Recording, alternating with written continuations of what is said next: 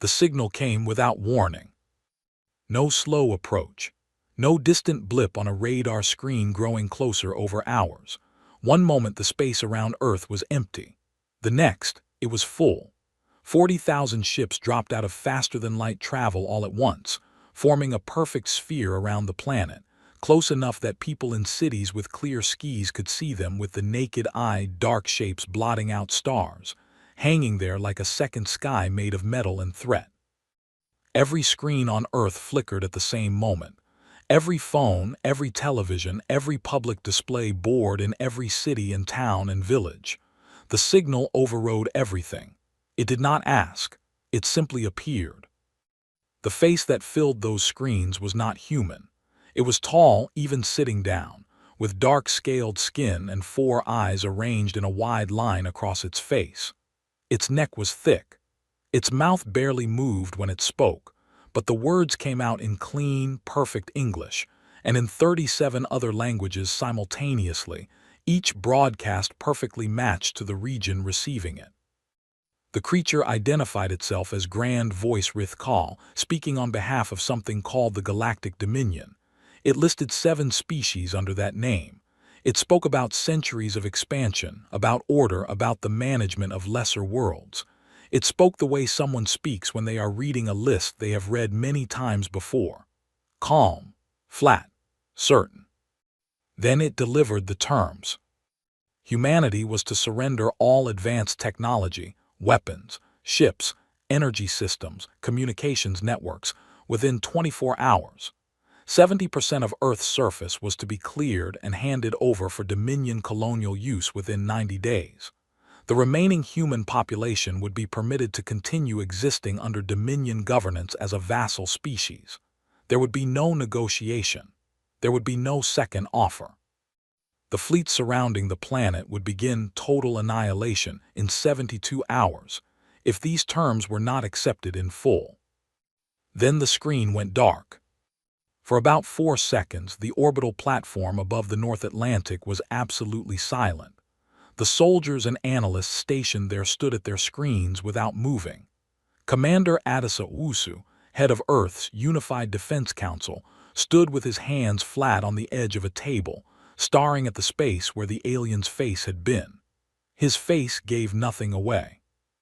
He was the kind of man who had trained himself over 30 years to give nothing away, and he was doing it now, even though inside he was running numbers, and none of them were good. It was Corporal Danny Brask who broke the silence. He was 23 years old. He was stationed near the back of the room, monitoring a secondary communication feed, and he had watched the whole broadcast with his mouth slightly open. When it ended, he sat back in his chair, looked at the dark screen, and then, because his brain simply did not have another option ready, he laughed. Not a long laugh, not a performance. Just a short, sharp, involuntary sound, like someone who had just heard something so enormous and impossible that the only available response was that.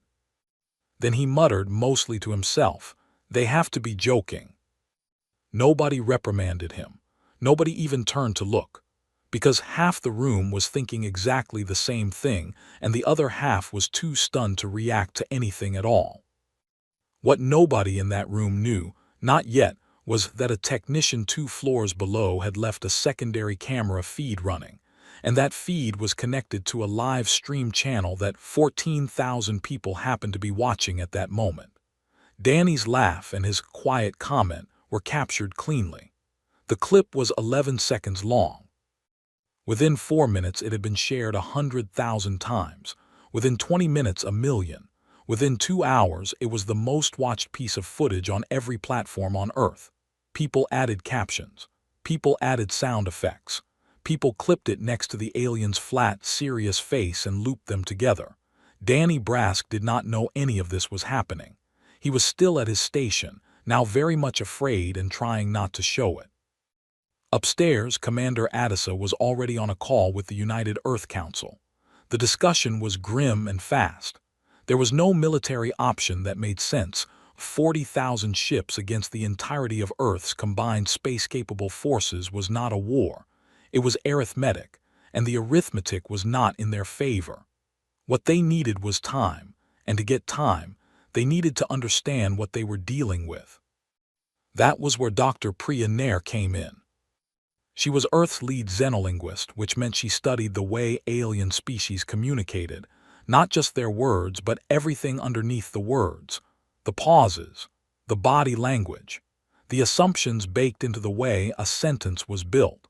She had spent 15 years preparing for a first contact moment. She had not imagined it would look like this.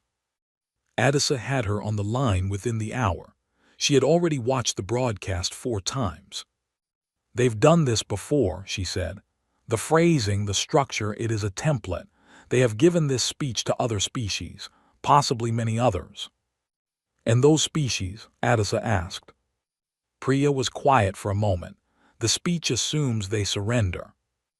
Adisa took that in. He asked her to keep watching, keep analyzing, and to tell him anything she noticed that might be useful. Then, before he ended the call, Priya said one more thing. She had been watching the alien's face during the broadcast very carefully, she explained. She had noticed something specific in how its 4 eyes had moved at one particular moment during the feed, a micro-expression, barely anything, gone in under a second. She had looked at it frame by frame. It happened the moment Danny Brask laughed. "Adisa," she said, "I think that laugh confused them, genuinely confused them. And I think that might be the most important thing that has happened today." Adisa did not smile, but something shifted slightly in his eyes. "Then let's not waste it," he said. Deep inside the Dominion flagship Absolute Verdict, in a room with no windows and no natural light, a machine was failing. It was not a mechanical failure. Nothing sparked or broke. The machine was running perfectly. That was the problem. It had been fed the 11-second clip of Corporal Danny Brask laughing, and it had been running ever since, trying to produce an output, and the output it kept producing was a blinking error notification that translated roughly as stimulus response loop unresolvable. Analyst Voon stood in front of that screen and felt something he had not felt in a very long time. He was the Dominion's leading expert on species behavior. He had studied 41 civilizations.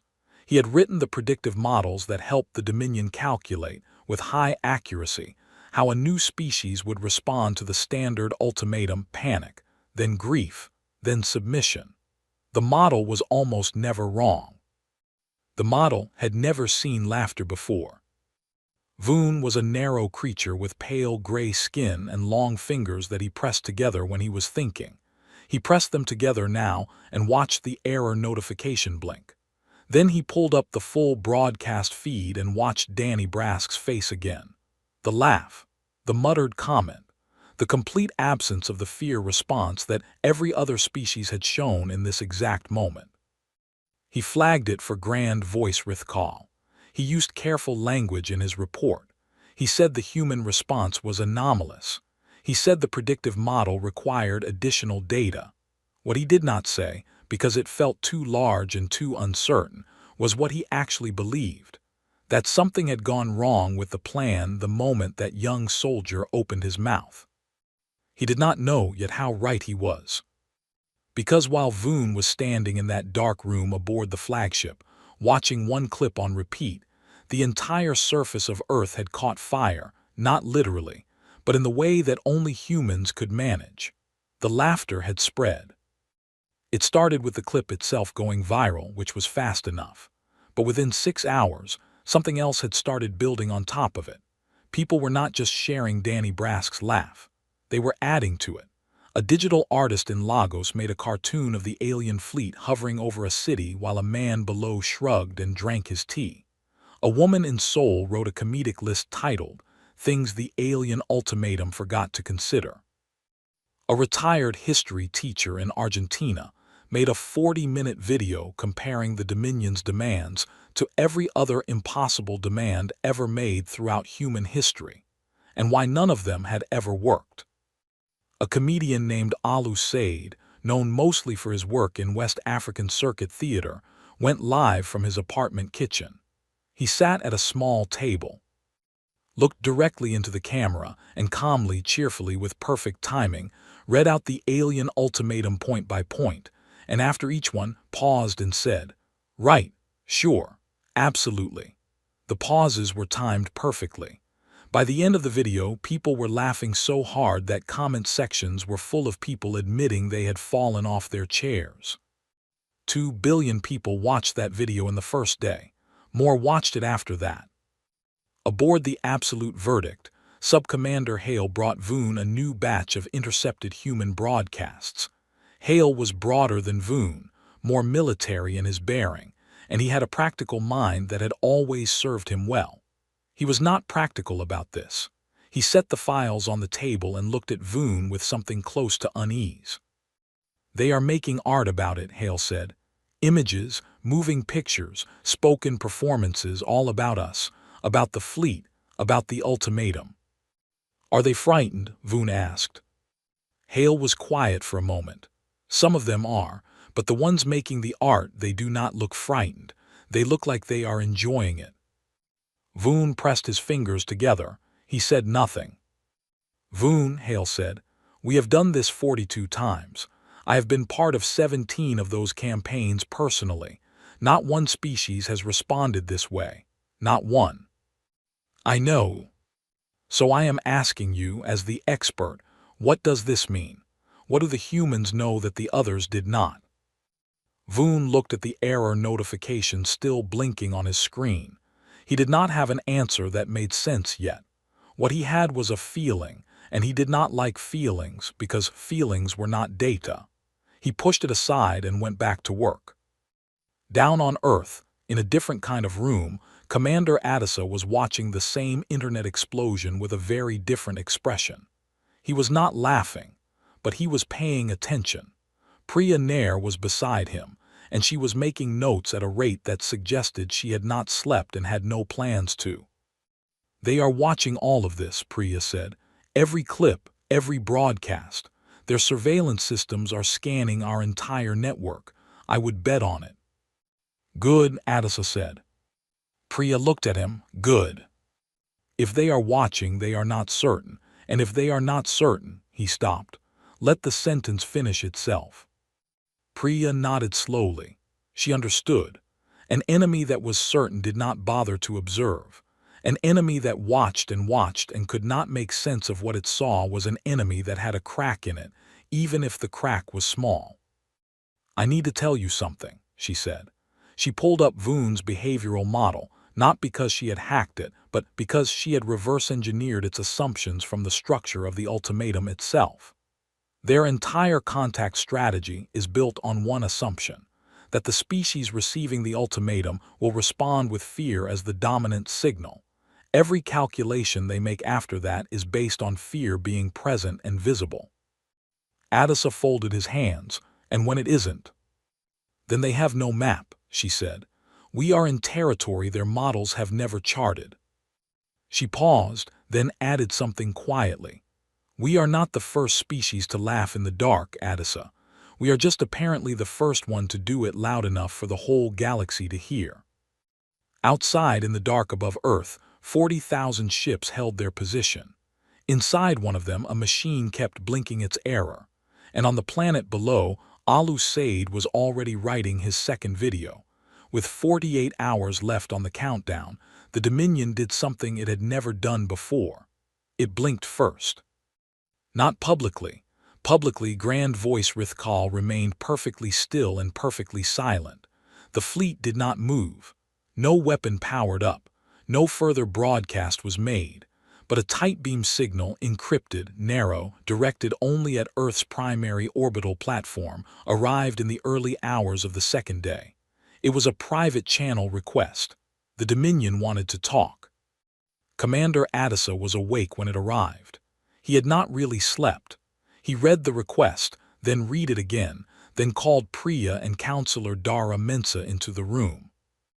Dara was 61 years old and had spent the last 3 decades negotiating things that seemed impossible to negotiate.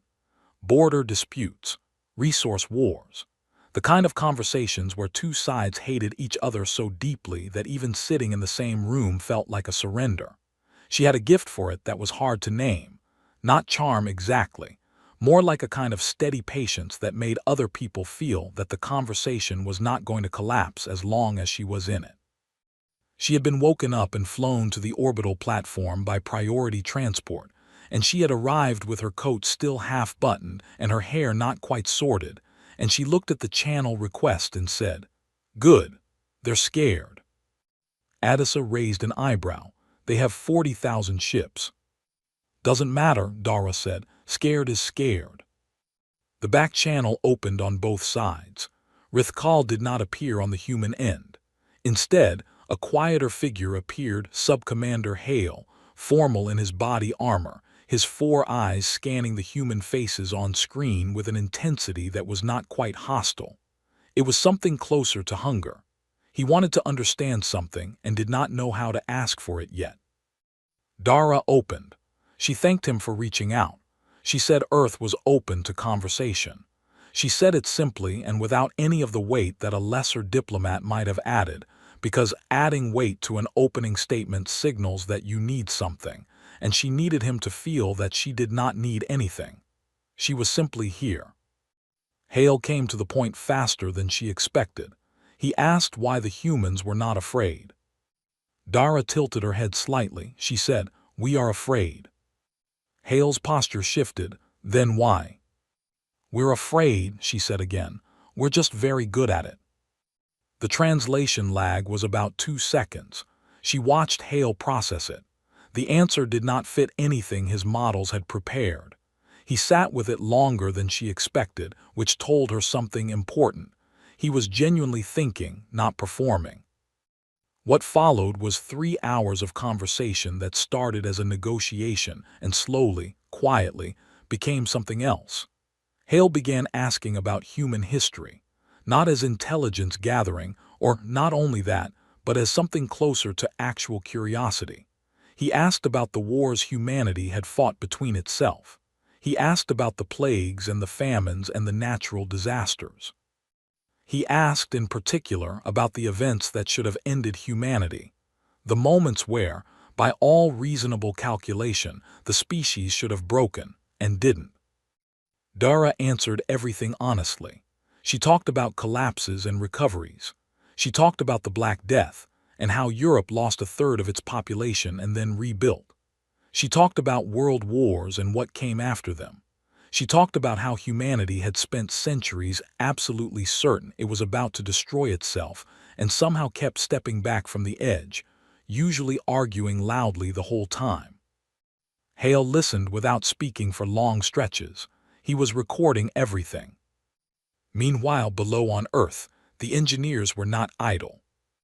Nobody had formally authorized what they were doing, but in orbital construction yards around the world, teams of engineers and mechanics were quietly, efficiently converting deep space mining rigs into something that could loosely be called weapons platforms.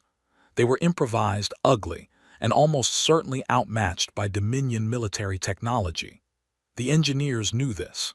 They did it anyway because doing something, anything, felt better than doing nothing. They named the platforms informally, writing the names in marker on access panels and hull sections. Plan B, the apology. Last resort, not really. One crew, somewhere over South America, named theirs Fine, we tried. A video of the nomming process leaked onto the internet within hours and got 30 million views. The comments were mostly people laughing, and then admitting they were also crying a little. The Dominion surveillance systems picked up the construction activity. Voon flagged it immediately. Rithkal studied the footage in his private chamber, watching the humans weld and bolt and write jokes on the sides of things that were meant to be weapons. He watched for a long time. He did not know what to make of it. The craft being built were not a serious military threat. He knew that. His weapons could turn them to gas, but that was not what bothered him. What bothered him was the names, the jokes, the fact that these creatures were preparing to fight a war they had almost no chance of winning, and they were doing it while writing, "Fine, we tried," on the side of the ship. He had faced 42 species. Some had fought, most had surrendered. But none of them had ever made him feel like he was missing something, like there was information he did not have. He made a decision privately, and he told no one about it. He adjusted the countdown timer in the fleet's central system, extended it by 12 hours. He logged it as a technical recalibration. He did not explain further. Back on the orbital platform, when the back-channel session with Hale finally ended, Dara sat back in her chair and looked at the ceiling for a moment. "He's going to recommend they pause," she said. "You're sure?" Adisa asked. "Not sure," she said, "but he came here to find a reason. I think he found enough of one." Adisa nodded. He was already thinking ahead. He had one more move he wanted to make before the deadline, and it involved Corporal Danny Brask, the young soldier who had started all of this with 11 seconds of involuntary honesty. He had an idea that the Dominion needed to hear a human laugh, not through a screen, not through a recording, but in person, up close, real. He sent for Danny Brask and told him to pack a bag. Danny's expression was something between confused and terrified. "Don't worry," Adisa told him, "just be yourself." Danny looked at him. "That's what I'm worried about, sir."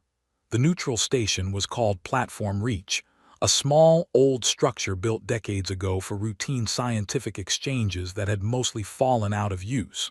Nobody had imagined it would one day be used for this. Its corridors were narrow, its lighting was standard white, and it smelled faintly of recycled air. It was the most ordinary place in the solar system, and somehow, because of that, the most important one on the day the human delegation walked in. Adisa led. Dara was beside him. Priya came next, with a small recording device in her coat pocket and a notebook tucked under her arm, because she still believed in paper when the moment truly mattered. Danny Brask came last, in a pressed uniform that someone had clearly ironed that morning in a hurry, with the small gold tag of a newly promoted specialist pinned to his chest. He had been told he was part of the team. He had not been told why. He suspected, but he had decided not to think about it too hard. The Dominion delegation was already there. Grand Voice Rithkal stood at the far end of the central meeting room. He was taller in person than any screen had conveyed, almost 3 meters, with a stillness that was not calm so much as coiled. His 4 eyes moved across the human group the moment they entered, taking stock in a single sweep. Subcommander Hale stood slightly behind and to his left. Analyst Voon was at the edge of the room with a data pad, partly hidden by the doorframe, not sitting at the table. He had the look of someone who very much wanted to be invisible. The humans sat. The Dominion sat. Rithkal opened with the full ultimatum, read word for word, exactly as he had broadcast it 2 days ago. He did not change a syllable. His voice was flat and even and gave nothing away. When he finished, he paused, and then, for the first time in the entire exchange, he went off the script. "I have one question," he said, "before the formal proceedings continue." Adisa nodded. Rithkal's 4 eyes settled on Danny Brask. "You," he said, "you were the one who laughed." Danny straightened slightly in his seat. He was clearly aware that every person in the room was now looking at him. He swallowed once. "Yes," he said, "that was me." "Explain it." There was a long pause, not because Danny was afraid or not only because of that, but because he was actually thinking about it. Priya noticed that. She noted it in her book.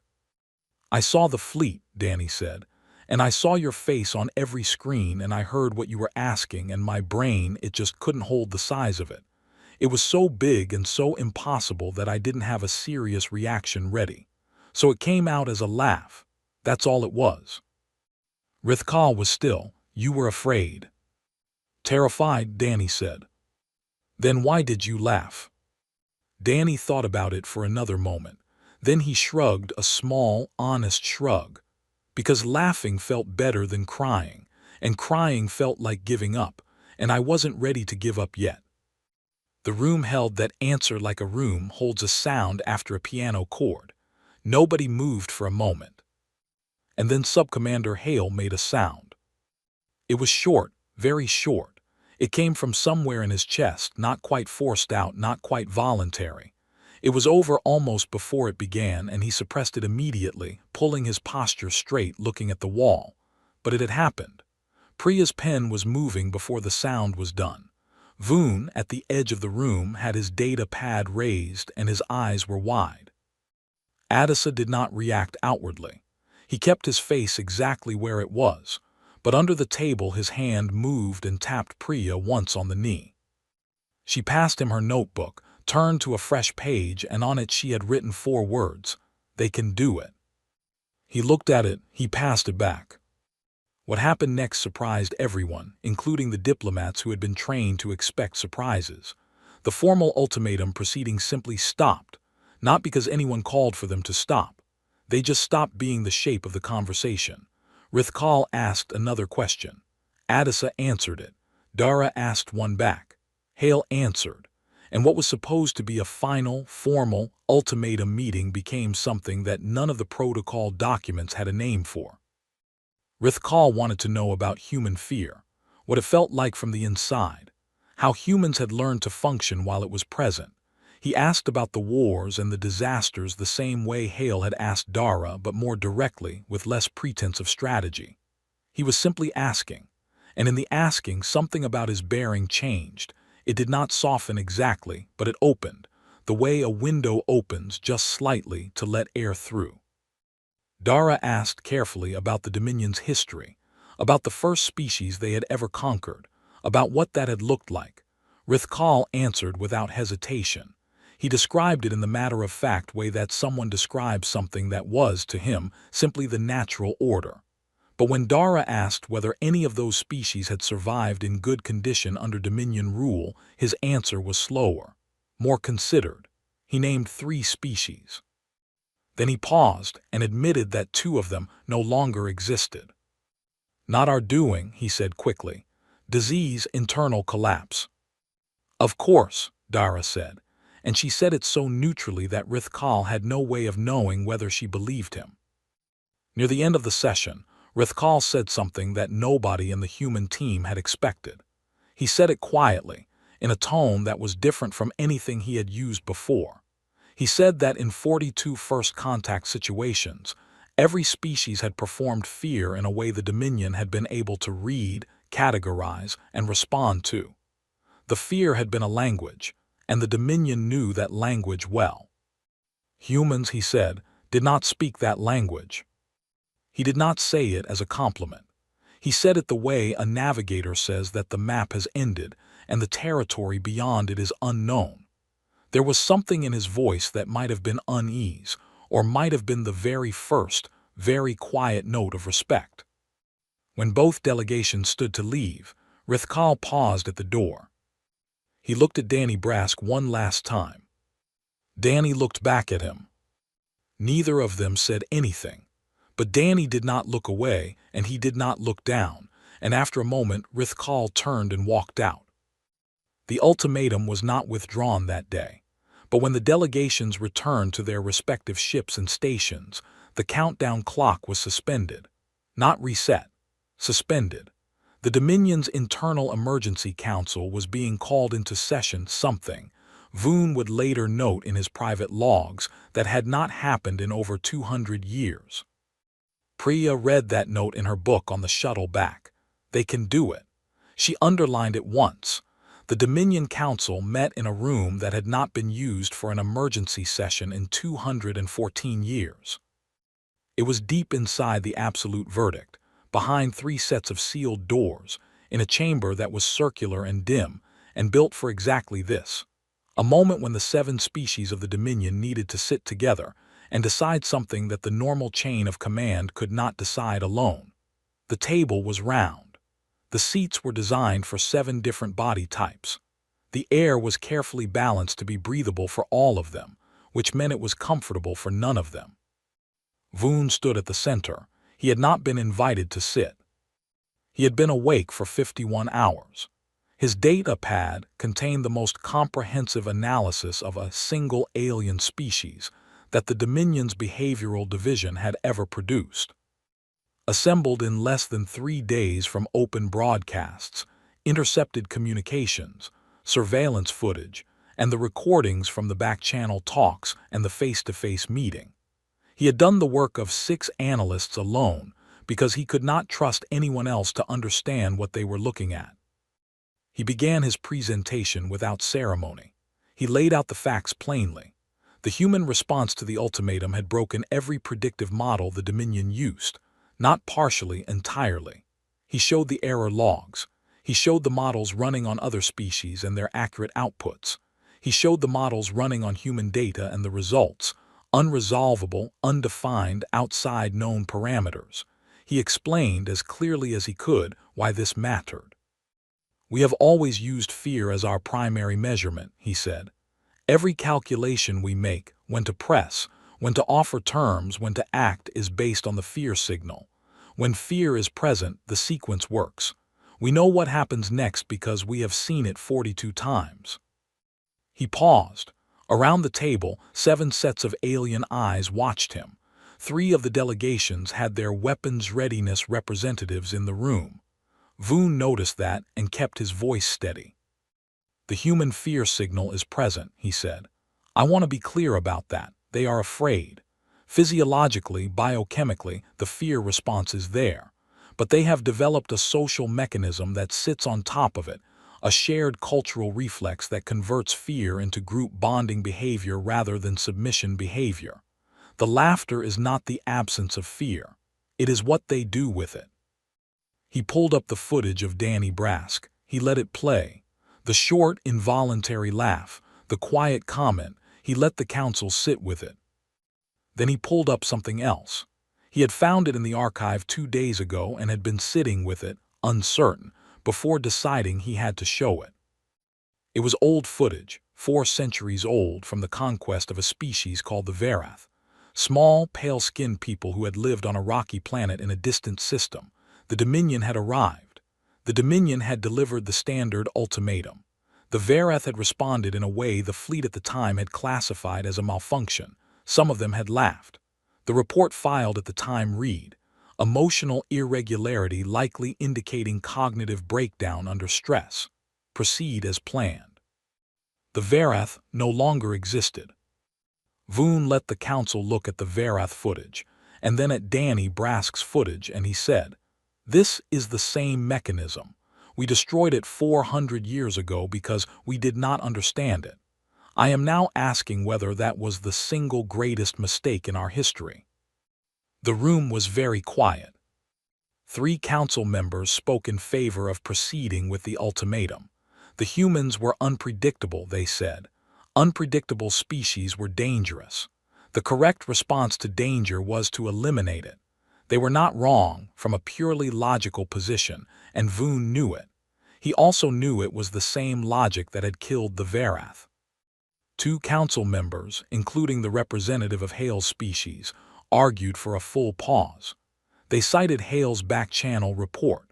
They cited the behavioral data. They cited the simple, uncomfortable fact that in 42 contact situations, they had never once felt that the target species might know something they did not. 2 abstained. In Dominion law, an abstention in a deadlocked council passed the decision to the grand voice alone. Rithkal sat at his seat and said nothing while the others spoke. He had been sitting quietly for 2 hours, which was unusual for him. He was not normally a quiet deliberator. He had watched everything. He had listened to everyone. When it was finally only his voice left in the room, he did not speak immediately. He looked at the Varath footage one more time. Then he looked at the Earth feeds that were still running live on the secondary screens at the edges of the room. And what was on those screens was not a military briefing. It was surveillance footage. One of the Dominion's orbital observation probes had been positioned above a neighborhood in a city called Accra. Below it, on the rooftop of a building, a group of humans had set up tables and chairs and cooking equipment. They were having a gathering, a social event, directly under an alien surveillance probe with 40,000 warships visible in the sky if you looked up. They were looking up. Several of them had noticed the probe. One of them had made a sign, large letters on a piece of flat material, that said, "Hello, we made food." Another person was waving. Someone had brought a large decorated cake. They were eating and talking and laughing, and one of them had a small instrument that they were playing, and others were dancing badly to it in the way that people dance when they know they dance badly and have decided that does not matter. Rithkal watched this for a very long time. The other council members had gone quiet. Then something happened that had not happened in that room in a long time. One of the abstaining delegates, a narrow, pale species called the Veth, made a sound, short, involuntary, quickly swallowed, but it happened. A second Veth delegate made the same sound 2 seconds later. A third made it while looking at the sign that said, "Hello, we made food." Voon recorded all of it. His hands were shaking slightly. Rithkal finally spoke. He did not announce his decision formally. He simply said, "Summon Counselor Dara Mensa, privately, no formal record." The weapons readiness, representatives exchanged glances. "The fleet," one of them asked. "Holds position," Rithkal said. "No warm-up, no action." He stood, he moved to leave. At the door he stopped, and without turning back he said one more thing. He said it quietly, almost to himself. "Voon, what do you think they put in the cake?" The room had no answer for that. Voon did not have an answer for that. But he noticed that when Rithkal walked out, his posture was different from how it had been when he walked in. Something in the shoulders, something very small. Something that, if you had studied human body language even briefly, you might have recognized as relief. Nobody ever found out exactly what Rithkal and Counselor Dara Mensa talked about for 14 hours. There was no record kept of the meeting, no transcript, no audio log, no diplomatic summary filed on either side. Dara came out of it looking tired in the specific way that people look tired after a very long, very serious conversation. Not exhausted, but settled, the way someone looks after they have finally said something they had been carrying for a long time. Addison met her in the corridor outside. He looked at her face and he waited. "He's tired," she said. "Of the fleet, of us." "Of all of it," she said. 42 contact situations, 200 years of expansion, 7 species trying to manage something that started as survival and turned into empire. He didn't say any of that directly, but he didn't need to. She paused. "He asked me what humans do when they are tired of something." "What did you tell him?" "I told him we complain about it loudly to people we trust, and then we make tea, and then we figure out what to do next." She smiled slightly. He found that very strange. "Did it help?" "I think it might have," she said. "Yes." The formal final session was held the next day. The full delegations. The round table on platform reach again. The same recycled air, the same narrow corridors, the same ordinary station that had now become the most historically significant place in the solar system. Rithkal read a prepared statement. It was carefully written and deliberately technical. It referred to the suspension of the ultimatum as a strategic reassessment in light of novel species-class data requiring extended evaluation. It said nothing about laughter or cake or Corporal Danny Brask or 14 hours of private conversation or a behavioral model that had broken itself trying to understand an 11-second video clip. It was the kind of statement designed to let everyone in the room pretend that a very large thing had not just happened. The human delegation accepted it without comment. Then Subcommander Hale spoke, and what he said was not prepared. He said it plainly, looking at the human delegation with the direct, unblinking attention of his species. He said he wished to formally request a program of exchange. Dominion observers stationed on Earth, cultural observers, not military and human liaison personnel aboard Dominion vessels. He said this was his personal recommendation and that it had been approved by the Grand Voice. He said the Dominion had never made such a request before in 2 centuries of contact with other species. Nobody on the human side reacted visibly. But under the table, Danny Brask's knee was bouncing with the effort of not reacting. The proposal was accepted. The paperwork, such as it existed between species with entirely different legal systems, was begun. Dara and Hale spent 2 further hours going through the structure of it, and they did not argue once, which Dara privately noted was the most remarkable negotiation she had ever been part of. When everything was signed, when both delegations stood and prepared to leave, Voon crossed the room toward Priya. He moved carefully, the way someone moves when they are not sure of their welcome. He stopped a few feet away and stood there for a moment, holding his data pad to his chest. "I would like to ask you something," he said. "A personal question, not for the record." "Go ahead," Priya said. The laughter, what does it feel like, from inside? Priya looked at him for a moment. She thought about it seriously, the way he seemed to need her to think about it seriously. "It feels like your brain admitting it cannot fix everything," she said, "and then deciding that's all right, just for now, just enough to keep going." Voon was quiet. He looked down at his data pad, then back at her. "We do not have a word for that," he said. "I know," she said. "You should get one." He nodded slowly. He looked like he wanted to say something more, but he did not know the words for that either. He turned and walked back to his delegation. The fleet left Earth orbit over the following 18 hours. Ship by ship, in the same silence they had arrived in, they pulled back into the dark. No ceremony, no final broadcast. 40,000 ships were there, and then, gradually, they were not. The second sky made of metal dissolved back into stars. On Earth, nobody was calm about it.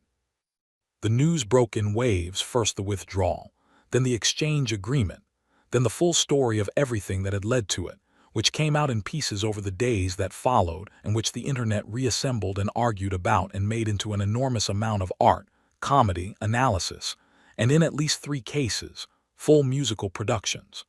Corporal Danny Brask, Specialist Danny Brask now, was interviewed by every network that could reach him. He gave essentially the same answer every time. He said he had just laughed. He said he was sorry about the whole thing going everywhere. He said he was glad it had worked out.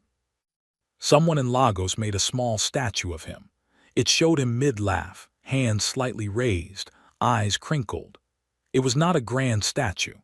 It was about the size of a large dog, but people kept leaving things at the base of it, notes, little drawings, flowers, in the way that people mark the places where something important happened by some ordinary person who wasn't trying to be important.